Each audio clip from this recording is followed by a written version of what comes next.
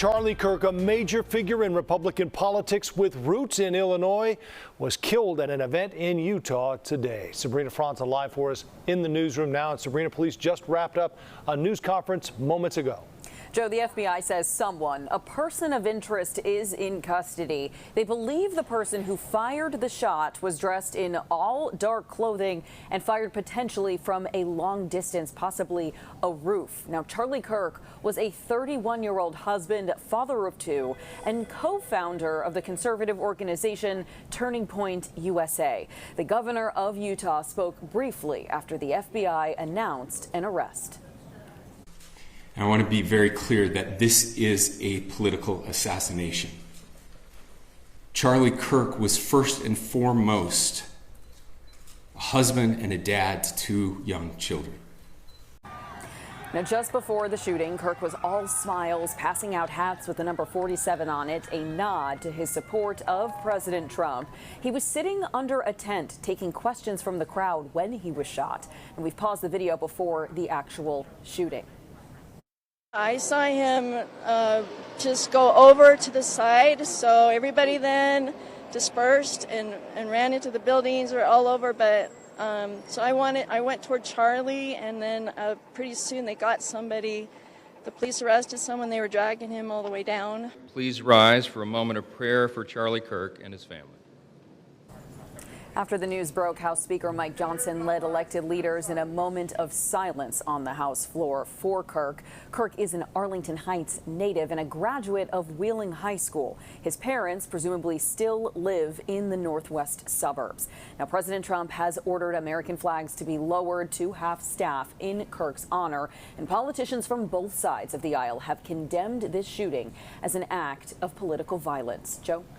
Sabrina, there's still a lot of question about whether there's been an arrest in this case. And I guess we did see a tweet from the FBI Director Kash Patel just a short time ago, and we'll put that up now, that says the subject for this horrific shooting today that took the life of Charlie Kirk is now in custody. But police at the news conference wouldn't say they have the shooter. I know there's some confusion about this. What are you hearing more?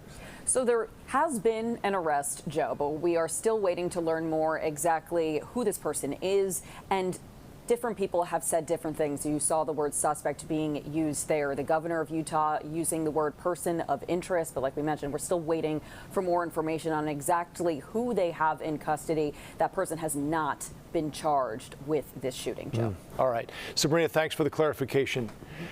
Joining us now, political analyst Pat Brady. Pat, thanks for the time. I would guess it's hard to overstate just how important Charlie Kirk was to the MAGA movement and how much he meant in recruiting young voters. And it made a huge difference for President Trump in this most recent election.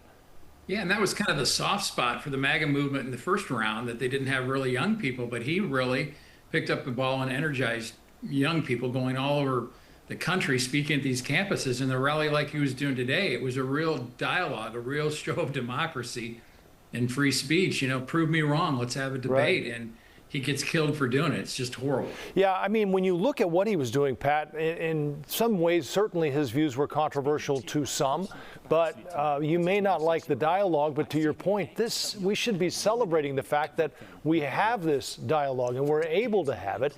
And to his credit, he really went and took the debate on head on in college campuses around the country.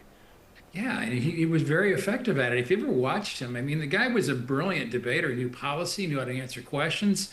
He was controversial. He had positions that a lot of people don't agree with, but I don't know how that in any way justifies shooting him. He just was a guy that was doing what I think a lot of people, maybe more people should do, is participate in the process. And it's horrible, and it was a political assassination. And I hope more than thoughts and prayers, I hope somebody in leadership in Washington steps up and appoints a select committee, not one of these political hearings, and really takes a good hard look at what's going on in this country, because this violence is escalating in my lifetime, even the last 10 years. And something's got to stop, because this is really a tragedy. Yeah, it is sad to say, Pat, because it seems like as shocking as it was today, I don't know that people are surprised, to your point, as much as we've seen this.